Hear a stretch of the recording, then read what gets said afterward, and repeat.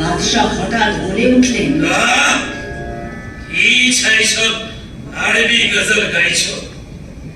এটা হিন্দুস্তানের গান গাও। হিন্দুস্তানে নাকি এক সুন্দর ফুল ফুটেছে, তার কোনো দোসর নেই, জুড়ি নেই। সে কি ফুল তুমি জানো পিয়ারি? মাগো, সাদা সাদা ঢেউ উঠছে, দেখো।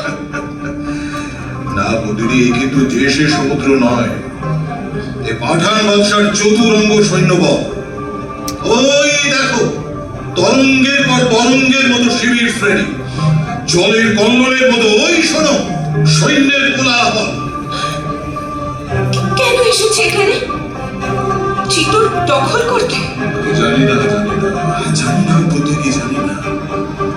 তবে আমার মনে হচ্ছে সেই নীল সমুদ্র, যার বুকের মাঝখান থেকে আমি একটি সোনার পদ্ম ফুলের মতন তোমায় ছেড়ে এনেছি, সেই সমুদ্র যেন আজ এই চতুরঙ্গের মূর্তি ধরে তোমাকে আমার কাছ থেকে কেড়ে নিতে এসেছে। কেমন করে যে বিপদ সাগর আমি পার হব তাই ভাবছি বদিনী।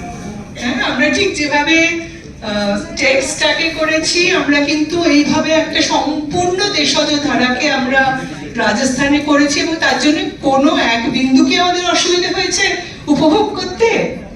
একেবারেই না। এটাই হচ্ছে দ্য ম্যাজিক অফ ক্রিয়েশন। এটা হ্যাঁ, আমরা রাজস্থানী পুতুল জানি, এটা কাঠভদ্রি নামে পরিচিত, এবং ভারতবর্ষের পাপেটিসিতে ভারতবর্ষের দিকে তাকালে আমরা কাঠপুতলিকে প্রথম দেখতে পাই। আমরা আবার আমাদের যে ঘরানা, যে বেঙ্গলের